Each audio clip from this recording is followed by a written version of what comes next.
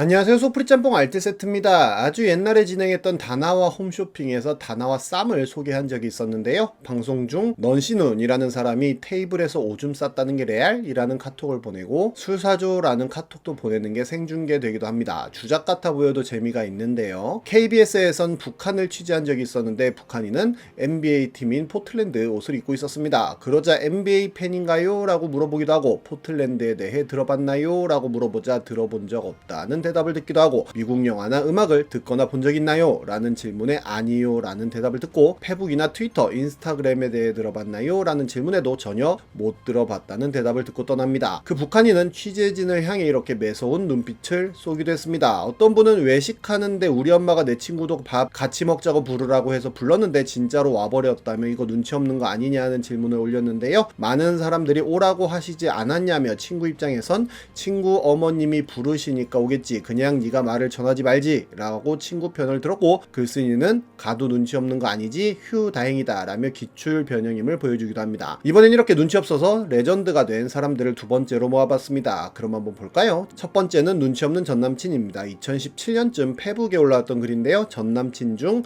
상당히 눈치가 없는 사람이 있었는데 자기 입으로는 자기가 센스가 있고 윗사람의 의도를 잘 파악하여 직장에서 인정받는다고 했다고 합니다. 본인이 듣기엔 99.9%의 허세일 확률이 다분했고 그런 사람이 여친한테 굳이 안 해도 될 말을 전하냐고 하는데요. 생각나는 거 하나만 예로 들어도 넌시눈이 부모님께 최근 만나는 여친이 있다고 보고를 드렸고 부모님이 어떤 여자인지 궁금해서 사진을 보여달라고 하여 사진을 보여드렸더니 괜찮네, 예쁘네, 참해 보이네 라고 평가를 해주셨다고 합니다. 그 말을 듣고 전남친은 얘 실제로 보면 통통해 라고 답을 했고 부모님께 글쓴이에 대해 그렇게 말씀드렸다고 굳이 글쓴이한테 이야기를 했다고 하는데요. 그 밖에도 이 사람 말을 들어보니 딱히 본인한테만 그러는 게 아니라 자기 친구들에게도 굳이 안 해도 될 말을 해서 스스로 매를 버는 타입이라고 하는데 얼마 안 되는 인간관계는 그로 인해 거의 다 파산된 듯 하다고도 합니다. 글쓴이가 오빠가 남에게 무슨 말을 하기 전에 만약 오빠 자신이 말을 듣는 상대방의 입장이 되었다고 생각해봐. 이 말을 들어도 기분이 나쁘지 않을 것 같다 생각되면 그 말을 하는 거야 라고 말한 적이 있었는데 전 남친은 그게 어렵다며 무슨 말 하기도 전에 일일이 거쳐서 말하는 건 너무 피곤하지 않냐고 했다는데요. 결국 만나면서 점점 더 관계는 멀어져 갖고 얼마 못 가서 헤어졌다고 하네요. 글쓴이는 다른 넌시눈 친구에 대한 썰도 풀었는데요. 한 남성이 그닥 친하지도 않은 본인에게 연애 상담을 했다고 하는데 좋아하는 여자애가 있는데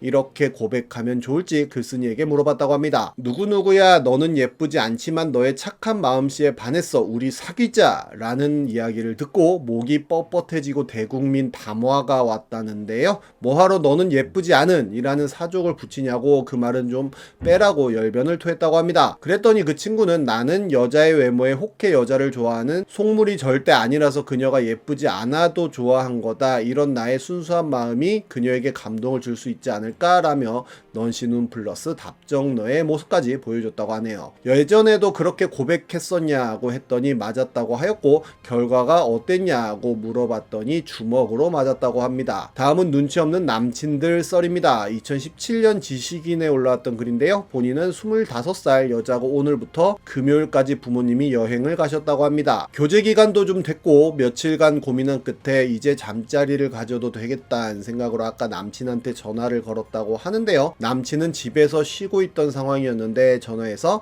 오빠 나 오늘 부모님이 여행 가셔서 혼자 있다 밤새 무서울 것 같은데 어떡하냐 라고 물어봤더니 남친은 헐 진짜? 문 잘 잠그고 창문도 너 방 말고는 다 잠가, 혹시 무슨 일 있으면 아무 때든 전화해 라고 대답했다고 합니다. 글쓴이가 좀 당황해서 혼자 자는 거 무섭다고 라고 했더니 그럼 잠들기 전까지 영상통화라도 할까 라고 했다는데요. 결국 그렇게 혼자 자게 되었다는데 집도 차로 한 20분밖에 안 된다고 합니다. 이거 눈치가 없는 거냐며 바보인 거냐며 내일도 기회가 있긴 한데 다시 한번 신호를 줄까요? 라고 마무리를 하는데요. 결국 남친이 왔을지 궁금하네요. 어떤 분은 여친이 집에 혼잔데 컴퓨터 설치해 달래서 완벽히 설치하고 왔는데 등에 이런 게 붙어 있다며 언제 붙인 거냐고 물어보기도 했는데요.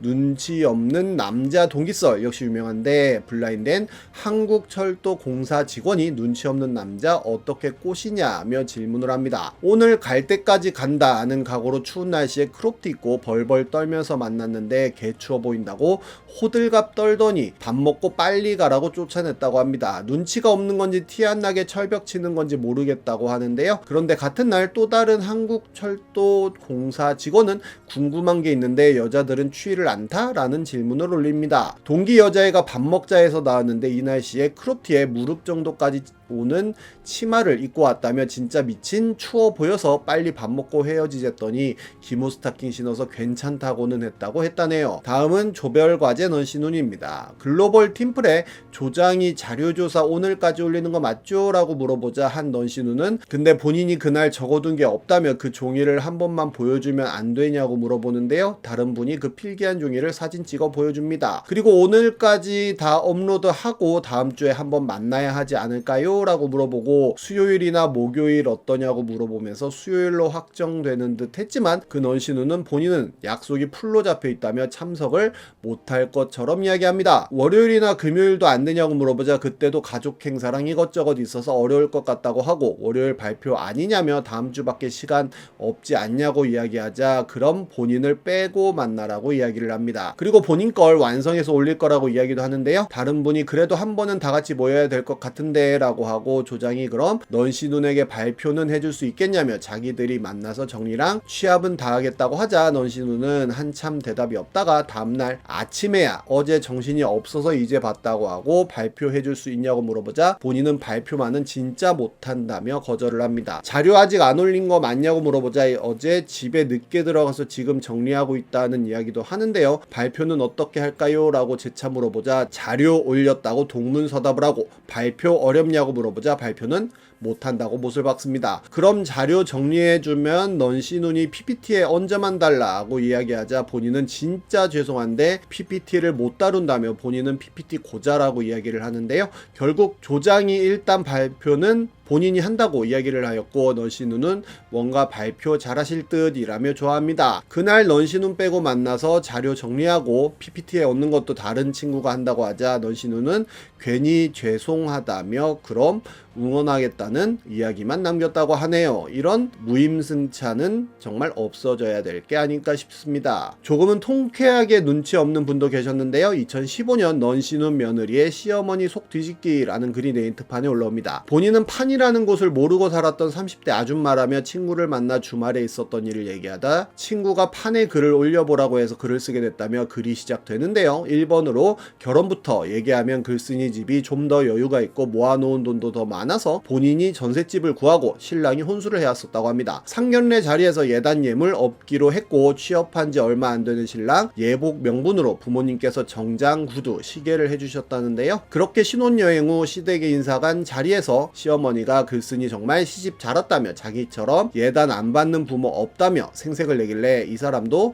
장가 하나 끝장나게 왔죠. 여자가 집회와 예물도 못 받았는데 예복까지 해주고 그쵸? 로 받아쳤다고 합니다. 그리고 2번으론 호칭이었는데 시어머니는 항상 친정을 너네 엄마 너네 집이라고 불렀다고 하는데요. 글쓴이는 밥 준비를 한 후 신랑에게 야 너네 엄마가 밥 먹으래 너네 아빠 네 동생 데리고 와서 밥 먹어 라고 이야기를 했고 거실에 있던 시아버님 신랑 도련님 다 놀래서 그대로 얼음이 됐다고 합니다.